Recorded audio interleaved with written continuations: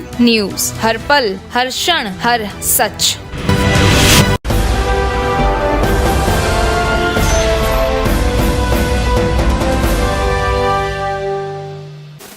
आइए सीधे चलते हैं रायपुर, जहां कांग्रेस नेता मनीष तिवारी प्रेस कॉन्फ्रेंस कर रहे हैं।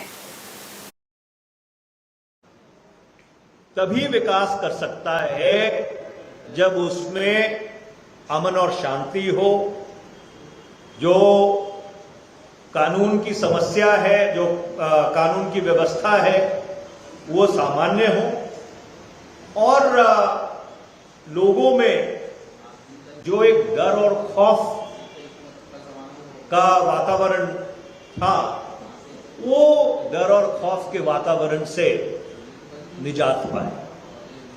और इसलिए मैं आपके माध्यम से छत्तीसगढ़ के सब मतदाताओं को ये अपील करना चाहता हूं कि उन दिनों को याद कीजिए। वो भी दिन थे जब इसी प्रदेश में कांग्रेस पार्टी का पूरा शीर्ष नेतृत्व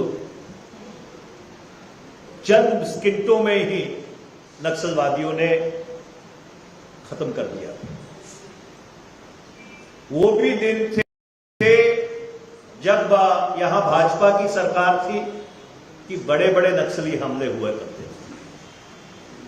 और पिछले 5 वर्ष से परिस्थितियां कांग्रेस की सरकार ने छत्तीसगढ़ में मुख्यमंत्री भूपेश बघेल जी के नेतृत्व में सामान्य हुई, और इसलिए इस प्रदेश की अमन और शांति को बरकरार रखने के लिए, इस प्रदेश के सांप्रदायिक सौहार्द को बरकरार रखने के लिए, कि जो नक्सलवाद की समस्या है वो दोबारा ना पनप पाए, ये बहुत जरूरी है कि छत्तीसगढ़ में दोबारा से कांग्रेस की सरकार बननी चाहिए।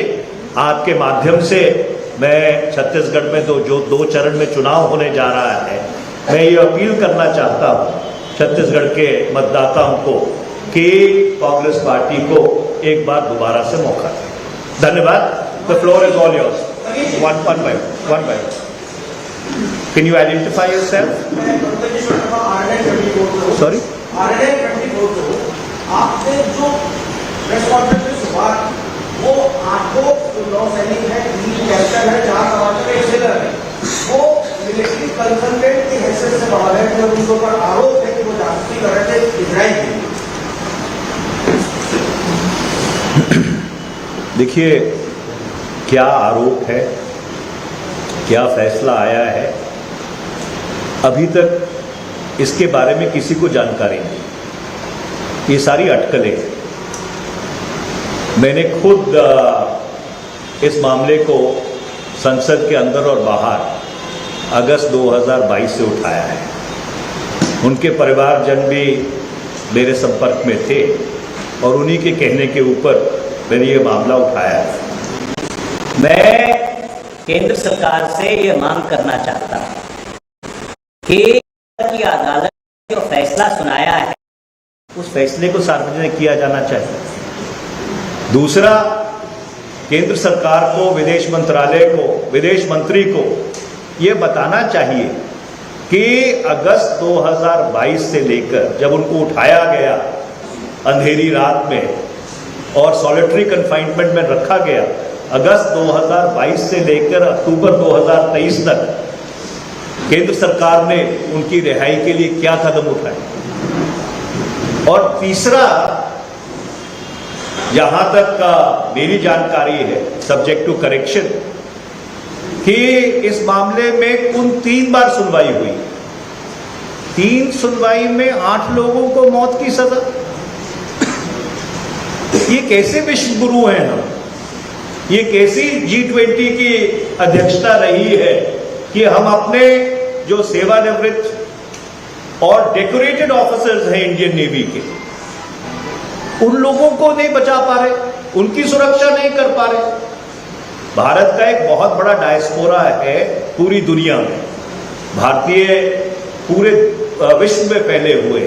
किस तरह का संदेश ये सरकार उनको भेज रही है कि अगर कोई मुसीबत आ जाए उनके ऊपर अवैध तरीके से कोई मुकदमा बनाया जाए और इस तरह की कार्रवाई हो, तो भारत सरकार बिल्कुल सुन्न है, उनकी हिफाजत नहीं कर सकती। आज तक मुझे नहीं लगता कि भारत सरकार ने कतर के जो एम्बेसडर हैं भारत में, उनको बुला के एक प्रोटेस्ट नोट भी दिया हो कि आपने किस किस्म की अवैध कार्रवाई की है। तो किस किस्म का मस्कुलर नेशनलिज्म है ये? अगर वो मस्कुलर नेशनलिज्म भारतीयों की हिफाजत नहीं कर सकता तो वो किस काम का है? वन बाय मेरा नाम कोमल साहू, एशियन न्यूज सोप है। सर, आप लोगों ने झीलम का सच सामने लाने की बात कही, आप लोगों ने अभी तक अपने ही लोगों को न्याय नहीं दिला है, क्या कारण मानते हैं? Just repeat the question. Jhelum जो हमला हुआ था उसका न्याय क्यों नहीं मिलता है? अपने लोगों को न्याय नहीं दिला। देखिए, ऐसा है कि हर घटना, और जब भी ऐसी कोई घटना होती है तो उसकी तह तक जाने में, खासकर जब परिस्थितियां जटिल हों, तो समय जरूर लगता है। और इसलिए हर फौजदारी के मामले में बहुत ही जिम्मेवारी से कार्रवाई करने की जरूरत है। और मेरा ये मानना है कि जो हुआ उसको, उन लोगों को न्याय दिलवाने के लिए जो भी जरूरी है वो हमारी सरकार अवश्य करे। One by one.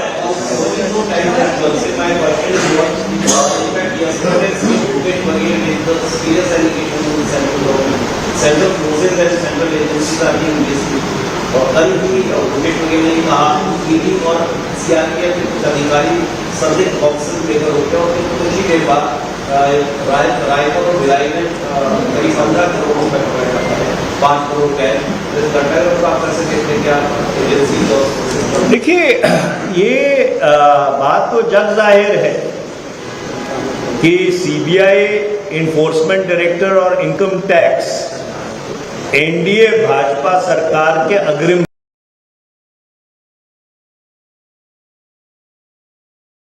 संगठन है। उसके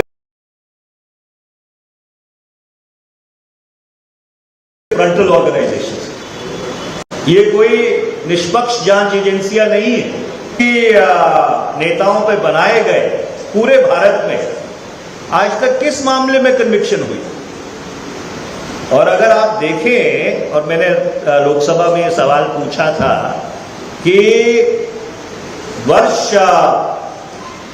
2000 या 1999 से लेकर 2014 तक जितनी ईडी की रेड्स हुई हैं उससे लगभग 600-700% ज्यादा पिछले 9.5 वर्ष में हुई। तो आप कोई जांच एजेंसी भेज दीजिए, किसी के भी आप रेड करा दीजिए, साथ में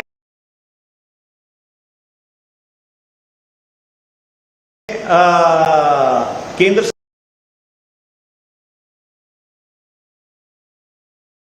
शासित जो सेंट्रल फोर्सेज है उनको भेज दीजिए, और उसका एंड रिजल्ट। और भूपेश बघेल जी बहुत संजीदा आदमी है, अगर उन्होंने ये जो बात कही है किसी जानकारी के आधार पर कही होगी, और इसलिए चुनाव आयोग को इसको बहुत ही गंभीरता से लेने की जरूरत है।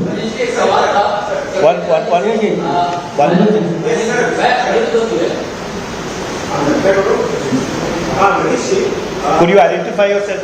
Yeah, I'm Dr. Anil Trivedi from Referral TV. And my question is that you have the right to the position of Swarn Mandir, and you had demanded to PM they cannot sell the replica of Swarn Mandir. And another added this, the date of inaugural ceremony of Ram Mandir has announced. Did Congress party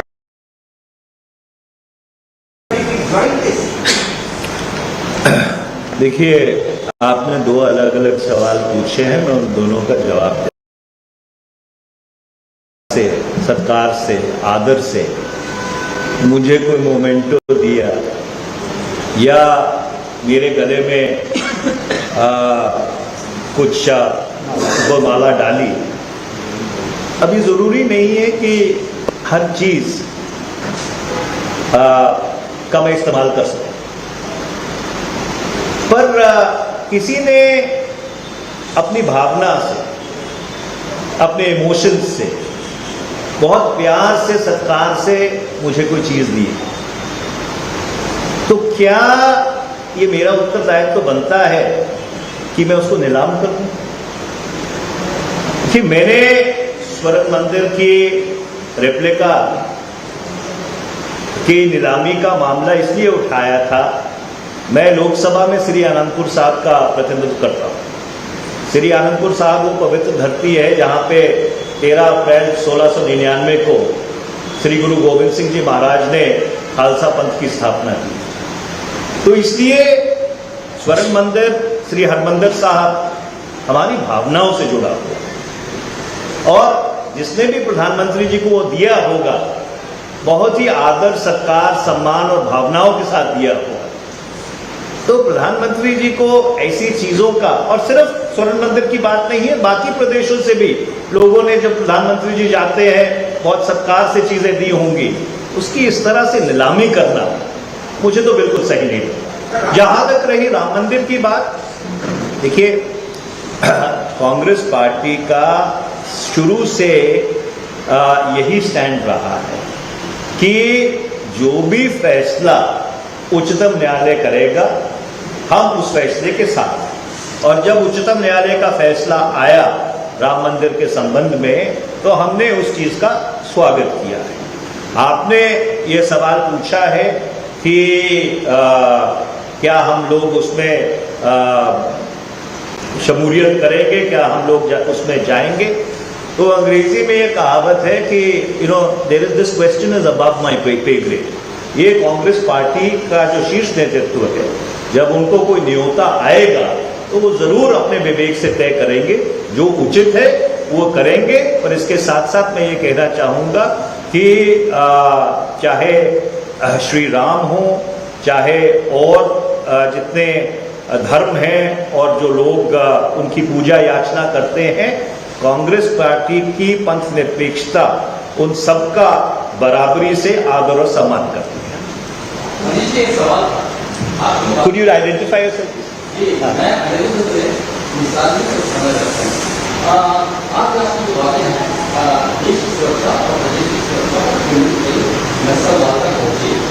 Jharkhand में दुर्गम क्षेत्र पर काला पहाड़ जो बहुत एक चुनौती के बाद नक्सलवाद से मुक्ति पाई जा सकती है। इधर जब छत्तीसगढ़ में भाजपा के अपने प्रयास में है, कांग्रेस के अपने प्रयास में नक्सलवाद को लेकर, लेकिन जो जिस तरह से वहाँ की भौगोलिक परिस्थितियाँ हैं, दुर्गम क्षेत्र क्या अंतिम उपाय वहाँ पे सेना को भेजा जाना ये सार्थक हो सकता है? देखिए, मैंने भारत की जो रक्षा राष्ट्रीय सुरक्षा की चुनौतियां हैं उसके ऊपर एक पूरी किताब लिखी, और मेरा ये सदा से ये मानना रहा है कि किसी भी जटिल परिस्थिति का हल जो स्टेट की हार्ड पावर है और स्टेट की सॉफ्ट पावर है, उन दोनों का संतुलन बनाकर उसका इस्तेमाल करके ही उससे निजात पाया जा सकता है। और इसीलिए मैंने भूपेश बघेल साहब की कांग्रेस सरकार की इसलिए प्रशंसा की क्योंकि पिछले 5 साल में जिस संजीदा तरीके से उन्होंने हार्ड पावर और सॉफ्ट पावर का बहुत ही इंटेलिजेंटली इस्तेमाल किया है, उससे इस समस्या में बहुत कमी आई। 2018 में जो परिस्थितियां थी और 2023 में जो परिस्थितियां हैं वो बिल्कुल भिन्न हैं, और इसलिए ये जरूरी है कि जो प्रदेश की अमन और शांति है, जो लोगों की सुरक्षा है, जो लोगों के मन में भय और आतंक था, जिससे पिछले 5 साल में निजात पाया गया है, उसको बरकरार रखें। क्योंकि मैं तो पंजाब से आता हूँ, कांग्रेस पार्टी का उस समय भी राष्ट्रीय प्रवक्ता था। और पहले जो भी खबरें आती थी छत्तीसगढ़ से वो हिंसा से जुड़ी होती थी। जब भाजपा की सरकार पिछले 5 वर्ष में जो भी खबरें छत्तीसगढ़ से आती हैं वो छत्तीसगढ़ के विकास, उसकी तरक्की, उसकी प्रॉस्पेरिटी, वो खबरें आती हैं। अब कल रात जब हम आए तो जिस होटल में मैं ठहरा हुआ था उन्होंने मेरे को बताया कि जी हमारी 100% ऑक्यूपेंसी, राइट। और कल रात राधिका जी इस बात को जानते हैं, छत्तीसगढ़ रायपुर में किसी होटल में कमरा नहीं मिल रहा था। तो ये एक बहुत अच्छा साइन है कि लोगों का जो भरोसा है, लोगों का जो कॉन्फिडेंस है वो छत्तीसगढ़ में बढ़ा है। और जब कॉन्फिडेंस बढ़ता है, जब भरोसा बढ़ता है तो निवेश होता है। और ये निवेश तभी होता है जब अमन और शांति प्रदेश की बरकरार है। तो इसलिए safety and security is the foremost. और भूपेश बघेल जी की कांग्रेस की सरकार छत्तीसगढ़ में ये सेफ्टी और सिक्योरिटी देने में कामयाब रही है। अगर केंद्र सरकार रोज ईडी, रोज इनकम टैक्स, रोज सीबीआई भेजकर प्रदेश सरकार को तंग न करती रहती तो पिछले 5 साल में जितना विकास हुआ है उससे कहीं अधिक विकास हुआ। थैंक यू, धन्यवाद।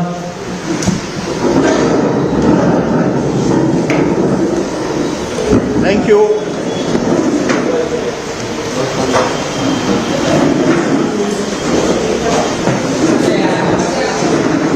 न्यू वीडियोस की अपडेट पाने के लिए सब्सक्राइब करें इंडियन न्यूज को और बेल आइकन को दबाएं।